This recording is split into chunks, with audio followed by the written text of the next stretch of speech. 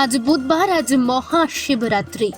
কথিত আছে নদিয়ার শিবনিবাসের শিব হলো এশিয়ার মধ্যে দ্বিতীয় বৃহত্তম শিবলিঙ্গ, আর তাই দূর দূরান্ত থেকে মানুষ নদিয়ার শিবনিবাসে শিবের মাথায় জল ঢালার জন্য ভিড় জমিয়েছেন। আর এই শিবলিঙ্গ প্রতিষ্ঠিত করেছিলেন কৃষ্ণনগরের রাজা কৃষ্ণচন্দ্র রায় বাহাদুর, আর তারপর থেকেই এখানে শিবের পুজো হয়ে আসছে। এখানে রয়েছে দুটি শিব কুষ্টি পাথরের তৈরি, এছাড়াও রয়েছে রাম সীতার মন্দির, সব কুষ্টি পাথরের তৈরি। এখানে আজ শিবের মাথায় জল ঢেলে নিজের মনের মনস্কামনা জানাচ্ছেন বহু পুণ্যার্থীরা। আর এই শিবনিবাসের এক পূজারী স্বপন ভট্টাচার্য কি প্রতিক্রিয়া দিলেন শুনে নেব তার মুখ থেকে। স্বপন ভট্টাচার্য, পুরোহিত, শিবনিবাস মন্দির। এই মন্দির প্রতিষ্ঠা হচ্ছে নদিয়ার রাজাধিরাজ কৃষ্ণচন্দ্রের সময়ে উনি করেছিলেন। যখন চারিদিকে বর্গী হাঙ্গামা শুরু হলো, তখন ওনার পরিবার বর্গকে নিয়ে চিন্তায় পড়লেন। তখন উনি এই অজপাড়াগায় এলেন। এসে যেহেতু বর্গীরা শৈব, সেই চিন্তা করে এখানে উনি এই বৃহৎ শিব প্রতিষ্ঠা করলেন, যে শিব এখন এশিয়া মহাদেশের দ্বিতীয় বৃহৎ এবং কুষ্টি পাথরের তৈরি। উচ্চতায় 9 ফিট, ব্যাসার্ধ 36 ফিট। এটা উনি করলেন ওনার প্রথমা মহিষীর মঙ্গলার্থে। শিবের নাম রাজরাজেশ্বর।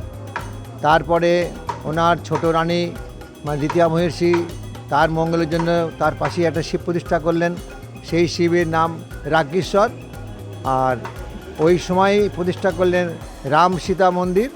এই রাম সীতা যে মন্দিরে আমি দাঁড়িয়ে কথা বলছি, এই রাম সীতা আর যে শিব সবই কুষ্টি পাথরের তৈরি, সীতা অষ্টধাতু। এখানে এখন একটা মেলা চলছে। এই মেলার নাম হচ্ছে ভৈমী একাদশী মেলা।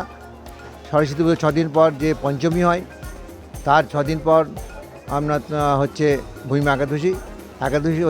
ওই দিন থেকে 18 দিন মানে আগামীকাল শিব চতুর্দশী মানে শিবরাত্রি, এটা হলেই এই মেলা ফুরিয়ে যাবে। আবার একটা মেলা হয় শ্রাবণ মাসে। ভক্তরা নবদ্বীপ ধাম থেকে পবিত্র গঙ্গা বাড়ি এনে শিবের মাথায় দেন। প্রচুর লোক হয়, শেষের সোমবারটায় বেশি হয়। এই দুটো মেলা এখানকার বড় বড় মেলা। শিবরাত্রি উপলক্ষে কত মানুষের ঢল হয়? ও হাজার হাজার লোক আসবে, প্রচুর প্রচুর। নদিয়া পুলিশ আমাদের সর্বত্র কারণে, কৃষ্ণনগর পুলিশ সহযোগিতা করে, কৃষ্ণনগর থানা সহযোগিতা করে। কাল সব পুলিশ বাহিনী আসবেন, আমাদের কৃষ্ণনগর ফায়ার ব্রিগেড সহযোগিতা করেন, ওনারাই সমস্ত দেখভাল করেন। এখানে মোট কয়টি মন্দির রয়েছে? এখানে টোটাল এইখানে দুটো শিব, একটা রাম সীতা, আর একটু দূরে আছেন ওনার রাজারই প্রতিষ্ঠিত শীতলা মায়ের মন্দির। এই 4টে মন্দির আছে। গল্পে অনেক কিছু আছে, কিন্তু এইটাই সত্যি আর কি। নাম স্বপন ভট্টাচার্য, পুরোহিত, শিবনিবাস মন্দির।